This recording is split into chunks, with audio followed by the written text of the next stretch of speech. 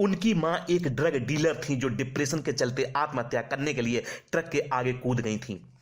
जान तो बचा ली गई लेकिन उन्हें पागल खाने में रखा गया था। यहां से निकलकर उन्होंने महज 18 साल की उम्र में जस्टिन को जन्म दिया था। जस्टिन अपनी मां की नाजायज संतान है। International pop icon Justin Bieber अब 30 साल के हो चुके हैं।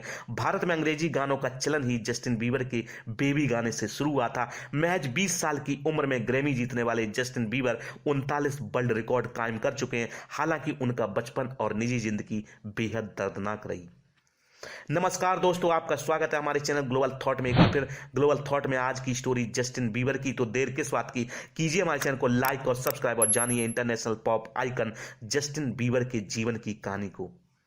दोस्तों, जस्टिन बीबर की मां पैटी मैलेट महज 3 साल की थी तब उनके साथ पहली बार सेक्सुअल हैरेसमेंट हुआ था। 14 साल की उम्र तक आते आते उनके साथ कई बार शारीरिक शोषण हुआ।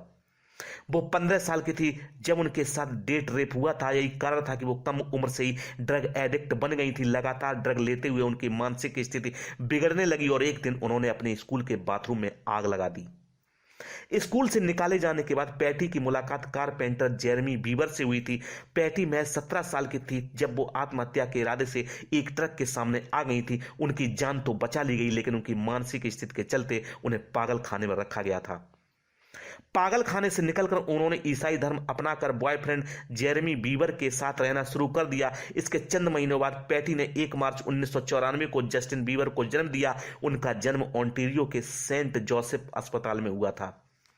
उनकी मां पैटी मैलेट ने कभी शादी नहीं की थी। जस्टिन जेरेमी बीबर की नाजायज संतान है जो एक कारपेंटर थे। उनके जन्म के कुछ महीनों बाद ही जेरेमी ने पैटी को छोड़ दिया, जिसके बाद उन्होंने अकेले ही बेटे की परवरिश की। पैटी ने छोटे मोटे काम कर जस्टिन की परवरिश की थी। सेंट फोर्ड स्कूल में पढ़ते हुए जस्टिन को म्यूजिक में दिलचस्पी थी। उन्होंने खुद पियानो, ड्रम, गिटार और ट्रम्पेट बजाना सीख लिया।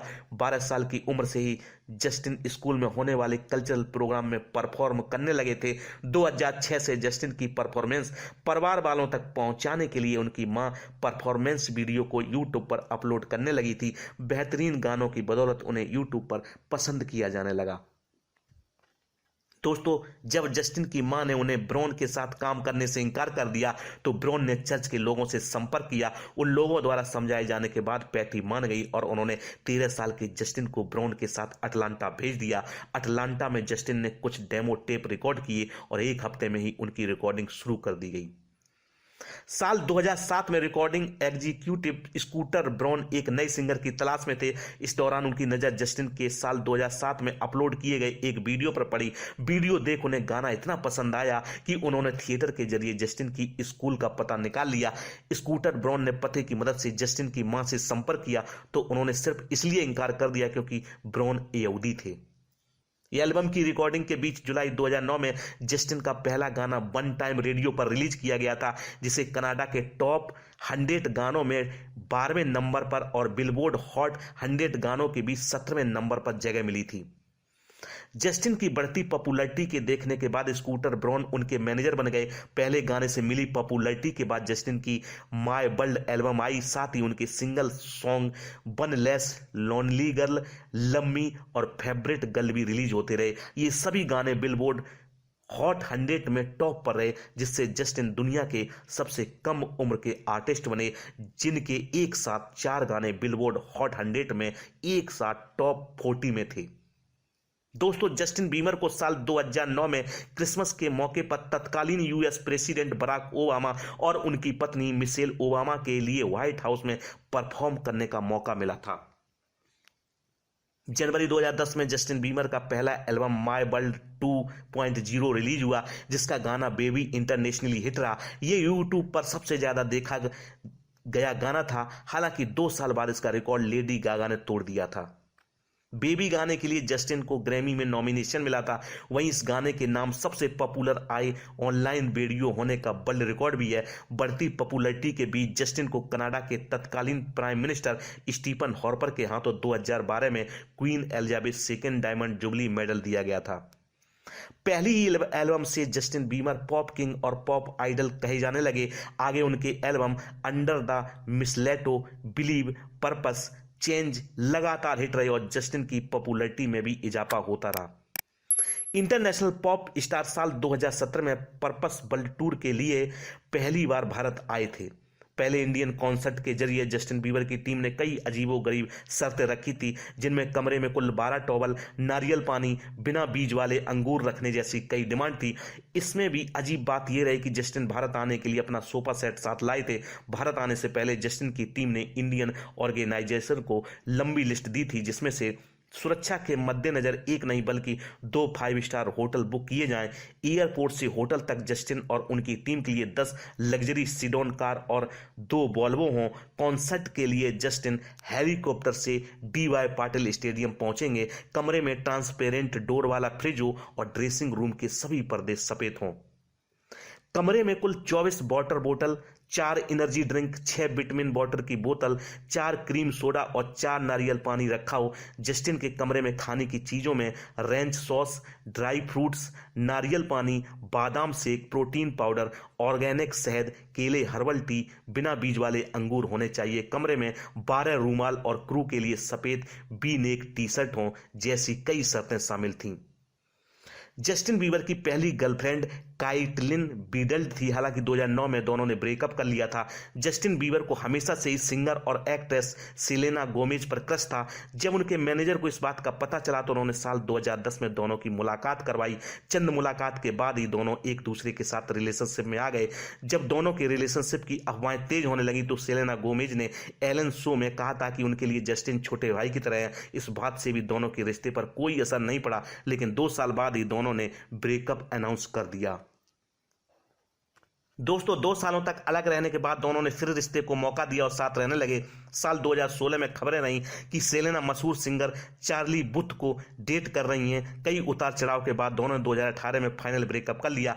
बताते चलें कि मशहूर गाने सॉरी और मार्क माय वर्ड और what do you mean Justin ने सेलेना के लिए ही लिखे थे। सेलेना गोमेज से अलग होने के बाद जस्टिन बीबर ने 7 जुलाई 2018 को मॉडल हेली बाल्डविन से सगाई कर ली। इसी बीच खबरें रही कि दोनों 2015 से रिलेशनशिप में थे, लेकिन 2016 में दोनों का ब्रेकअप हो गया था। बढ़ती पॉपुलैरिटी के साथ जस्टिन बीबर से कई बड़ी कंट्रोवर्सी भी जुड़ी रहीं।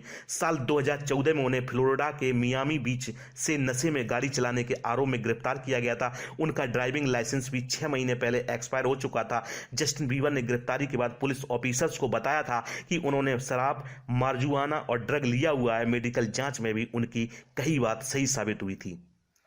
जस्टिन बीबर की गिरफ्तारी के बाद 2,70,000 लोगों ने उनको यूएस से निकाले जाने की मांग करते हुए व्हाइट हाउस में पिटीशन फाइल किया था। इतने लोगों के हस्ताक्षर जस्टिन को देश से निकाले जाने के लिए काफी थे। हालांकि ओबामा एडमिनिस्ट्रेशन ने यह पिटीशन रद्द कर दी थी। हालांकि जस्टिन बीबर कनाडियन हैं और उनके पास यूएस सिटीजनशिप नहीं है। वो टेम्परेरी सिटीजनशिप डॉक्यूमेंट के आधार पर यूएस में रह रहे हैं। साल 2018 से उन्होंने यूएस सिटीजनशिप के लिए अप्लाई किया हुआ है। दोस्तों, साल 2014 में जस्टिन बीबर के कैलिफोर्निया के कलाबवस के पड़ोसी ने घर पर अंडे फेंकने का आरोप लगाया था, जिससे उनके हजारों डॉलर्स को नुकसान हुआ था। सबूत मिलने पर जस्टिन पर $80,900 का जुर्माना लगाते हुए उन्हें 2 साल के प्रोबेशन पर रखा गया था। उन्हें 12 हफ्तों तक एंगर मैनेजमेंट और कम्युनिटी सर्विस दी गई थी। इस मामले के बाद जस्टिन वो जगह छोड़कर बेवर्ली हिल्स में रहने लगे थे। इनके अलावा जस्टिन पर लोगों के साथ फैन से मारपीट करने, तेज रफ्तार से ड्राइव करने और रंगभेद करने के भी आरोप लग चुके हैं। लगातार कानूनी पचड़ों में फंसने और आरोप लगने के बाद चाइनीज गवर्नमेंट ने जस्टिन बीबर पर साल 2017 में बैन लगा दिया था। ब्यूरो ने इसका कारण बताते हुए लिखा था कि जस्टिन बीबर एक गिफ्टेड सिंगर हैं, लेकिन वो एक कंट्रोवर्शियल यंग विदेशी सिंगर भी हैं। चाइना का माहौल ठीक बनाए रखने के लिए हम किसी खराब रवैये वाले इंटरटेनर को इस देश में परफॉर्म नहीं करने देंगे। इसके बाद चाइनीज स्ट्रीमिंग प्लेटफॉर्म्स ने फ्रेंड्स द रीयूनियन से जस्टिन बीबर के सीन भी हटवा दिए थे। साल 2020 में जस्टिन ने सोशल मीडिया के जरिए फैंस को बताया था कि उन्हें लाइम डिजीज है। फरवरी 2022 में जस्टिन ने बताया कि उन्हें रेमसे हंट सिंड्रोम है। इसकी वजह से उनका आधा चेहरा पैरालाइज हो गया था। वीडियो में उन्होंने बताया था कि वो पलक भी नहीं झपका सकते हैं। अपनी बीमारी के चलते जस्टिन को कई कंसर्ट कैंसिल करने पड़े थे।